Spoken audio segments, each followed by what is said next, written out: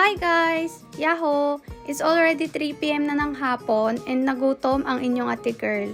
Magpapadeliver lang talaga dapat ako kaso naalala ko meron nga pala akong kailangang ihulog sa post na document kaya kailangan ko pa rin talagang lumabas.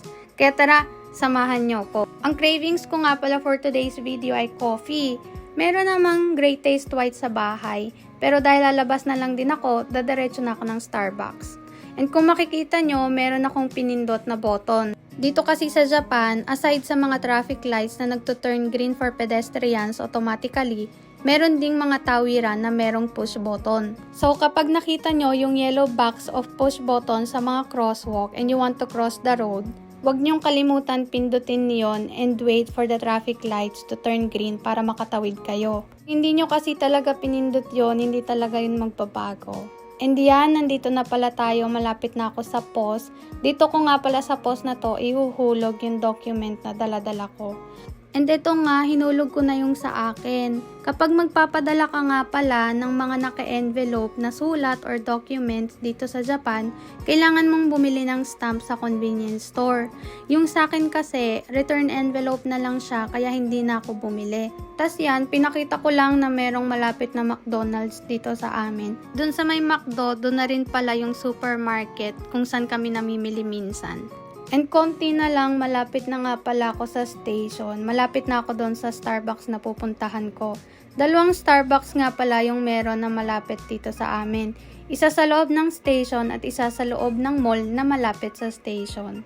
Walking distance lang talaga kami sa lahat ng gastos. Dito kasi sa station na malapit sa amin, 3 klaseng mall na yung meron.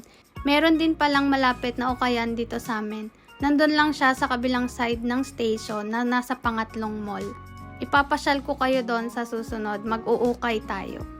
And ito na nga yung isang mall, Modi ang tawag sa kanya, dyan yung pupuntahan ko na Starbucks. Hindi na ako magsasalita mamaya pagpasok ko ng Starbucks. Gusto ko kasing iparinig sa inyo kung paano ko umorder in Japanese. Pero pagpasensyahan nyo na kasi tuwing umuorder ako, kinakabahan ako kaya nawawala yung Japanese ko. And ito nga, nandito na tayo, papasok na tayo sa loob. Magda-dine-in sana ako, kaso pagtingin ko, punong-puno ang daming tao, kaya naisipan kong mag-take out na lang. And ito na, o-order na ako. Panoorin nyo na lang hanggang matapos yung video.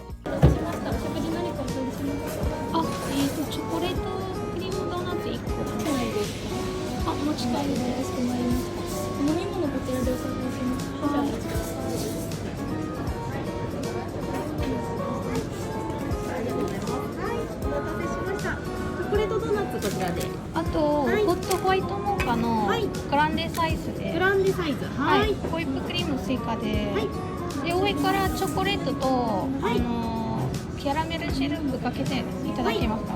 上からチョコレートもとキャラメル、ははいい、かしこまりました。あ、すいません。あと、はい、ミルクはアーモンドミルクの方お願いします。はいアーモンドミルクで、ホイップはつけてよろしいですね。はいはい、こちらで903円でございます。カードでお願いします。はい、クレジットカードで、はい。キャッチか差し込みの方でお願いします。はい、すいません、ありがとうございます。では、混雑時番号124番でお呼びします。はいはいありがとうございます。